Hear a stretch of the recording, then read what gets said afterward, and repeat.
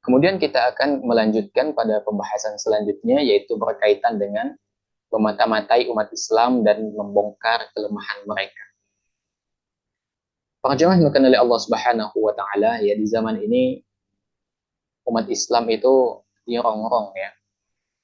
Bahkan diserang melalui dua arah, baik itu dari sisi luar Islam ataupun dirusak dari dalam Islam itu sendiri. Ya. Dari sisi luar, tentu Islam itu dirusak oleh orang kafir, berusaha untuk dirusak, ya, dari berbagai sisi. Nah, dari dalam, ya, tentu ada agen-agen, begitu ya, kita sebut agen-agen yang merusak Islam dari dalam. Baik itu mereka dari kalangan orang yang Islamofobia, ya, padahal dia Muslim, atau misalnya orang munafik, atau memang orang itu dia pura-pura Muslim tapi sebetulnya ingin merusak Islam dari dalam, begitu. Sehingga yang mereka lakukan adalah untuk tujuannya apa? Mencari-cari kesalahan kaum muslimin, bahkan membongkar kelemahan mereka. Ya. Maka tindakan ini juga termasuk sebetulnya dalam tindakan makar, ya. Di mana perbuatan ini adalah perbuatan fatal dan sudah menjadi konsensus bahwasanya orang yang melakukan tindakan makar itu umumnya dibunuh. Ya, umumnya dibunuh. Kita tahu para pelaku G30 SPKI, apa yang dilakukan kepada mereka? Dibunuh. Semua orang yang melakukan pengkhianatan kepada negara itu hukumnya dibunuh. Ya. Maka bagaimana orang yang melakukan pengkhianatan kepada umat Islam, yang memata-matai dan membongkar kelemahan, ya, khususnya misalnya dalam perang, atau membongkar kelemahan negara-negara Islam, kekuatannya dipublish sehingga musuh mengetahui kelemahan dan pada akhirnya dimanfaatkan oleh musuh. Ya, maka ini adalah perbuatan yang fatal. Para jemaah sekalian, ya, di sini Syaikhul menukil dua dalil, ya, tiga dalil dalam masalah ini. Allah Subhanahu wa taala berfirman, "A'udzu billahi minasyaitonir rajim, wa la tuti' kulla hallafin mahin, hammazim masya'im binamim." Dan janganlah engkau patuhi setiap orang yang suka bersumpah dan suka menghina, suka mencela, yang kian kemari menyebarkan fitnah. Ini Al-Qalam ayat 10 sampai 11. Nah, kemudian dalam hadis yang panjang, ya, bahwasanya Nabi Shallallahu Alaihi Wasallam juga mengatakan, "Wa man qala fi mu'minin ma laysa fihi, askanahu Allahu radghatal khabali hatta yakhruja mimma qala wa laysa bikharij." Dan barang siapa yang mengatakan sesuatu yang tidak terdapat pada seorang mukmin, niscaya Allah memasukkannya ke dalam, ya, radghatul khabal, hingga keluar apa yang pernah ia katakan, padahal ia tak akan pernah keluar. Ini diriwayatkan oleh Abu Daud. Jadi dalam hadis ini, ya, orang yang melakukan memata-matai dan membongkar kelemahan dan ternyata itu tidak terdapat sebetulnya dalam kaum muslimin, maka dia diancam dengan, ya, ghadaratul khabal. Ya. Apa itu ghadaratul khabal? Itu adalah apa istilahnya? Comberan neraka, ya. Apa, cairan penghuni neraka, begitu. Nah, kemudian dari Ibnu Umar yang menuturkan bahwasanya Nabi SAW naik mimbar, kemudian menyeru dengan suara lantang sambil mengatakan, "Ya ma'syara man qad aslama bilisanihi wa lam yafdil imanu ila qalbihi, la tu'udul muslimina wa la tu'ayyiruhum wa la tattabi'u awratihim, fa innahu man tattaba'a awrata akhihil muslimi tattaba'allahu awratahu, wa man tattaba'allahu awratahu yafdahu walau fi jawfi rahli." Kata Nabi alaihi salatu wassalam, "Wahai orang yang berislam dengan lisannya, namun belum sampai iman ke dalam hatinya, janganlah kalian menyakiti kaum muslimin, jangan kalian mencelanya, dan jangan pula mencari kelemahan mereka. Karena barang siapa yang mencari kesalahan atau kelemahan saudaranya yang muslim, niscaya Allah akan mencari-cari kelemahannya. Dan barang siapa yang dicari kelemahannya oleh Allah, niscaya Allah akan bongkar kelemahannya. Sekalipun di dalam lambung tunggangannya. Ini diriwayatkan oleh At-Tirmidzi.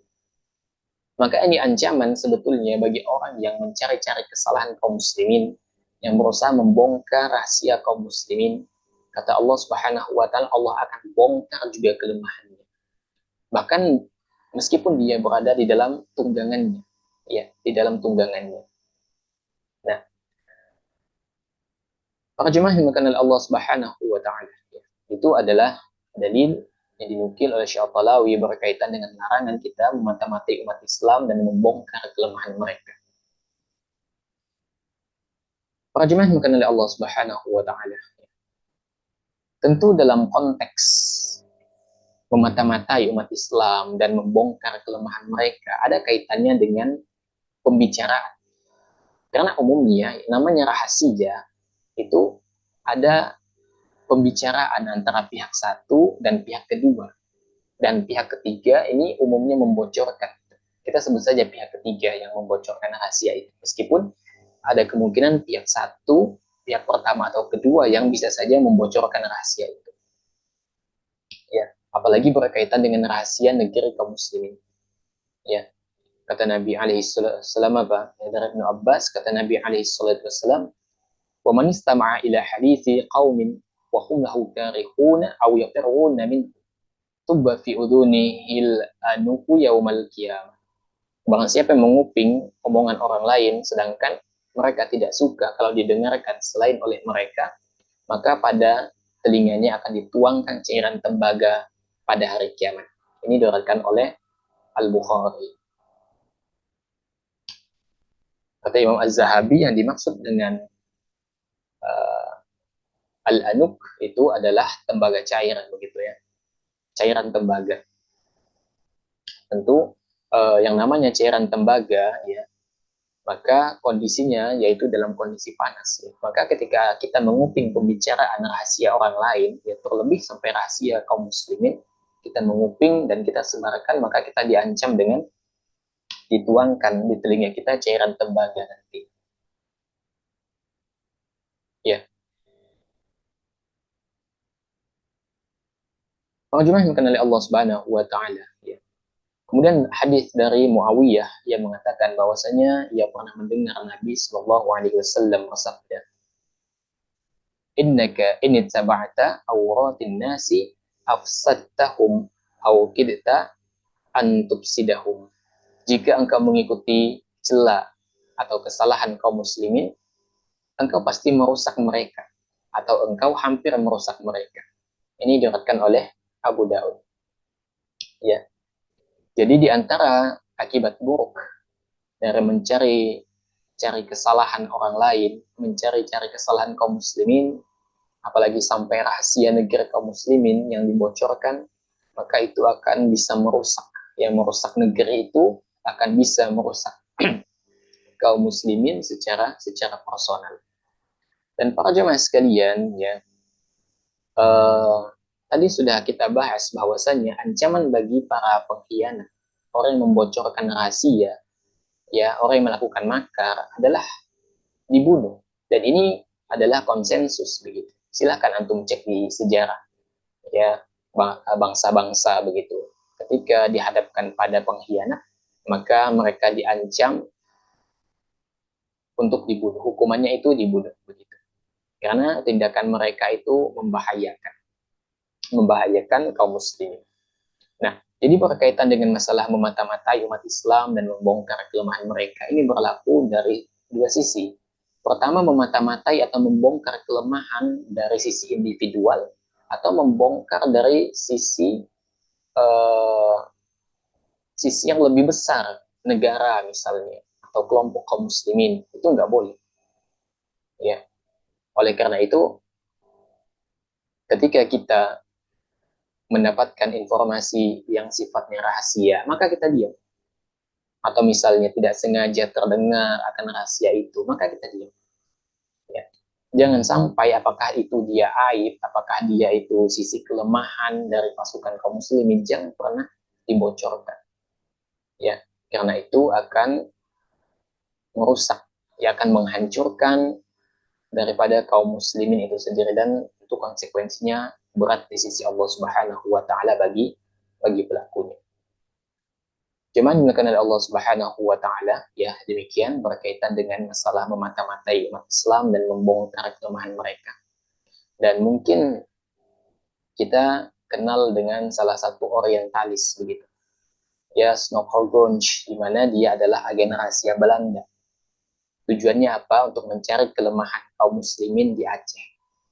Karena sudah 2 dekade pasukan Belanda itu tidak mampu menembus pertahanan Aceh, begitu ya, tidak mampu. Akhirnya mereka mengirim orientalis, Snokholgonsch, bahkan sampai belajar ke Mekah untuk belajar Islam begitu. Dan akhirnya dia masuk ke Aceh, ya, dan melakukan makar di sana. Dia mencari titik-titik kelemahan dari Aceh, sehingga pada akhirnya apa yang terjadi, di mana 2 dekade yang mereka lakukan itu tidak berhasil, dan ketika dilakukan makar dengan dibongkar kelemahan kaum muslim di Aceh itu, ternyata pasukan Belanda akhirnya bisa menembus mengalahkan pasukan Aceh, sehingga terjadi namanya perang Aceh begitu. Maka ini adalah diantara salah satu dampak buruk apabila kita membocorkan rahasia dari negeri kaum muslimin. Demikian, wassalamualaikum warahmatullahi wabarakatuh wa ala alihi wasallam walhamdulillahi rabbil alamin. Subhanakallahumma bihamdika asyhadu an la ilaha illa anta astaghfiruka wa atubu ilaik. Walhamdulillahi rabbil alamin.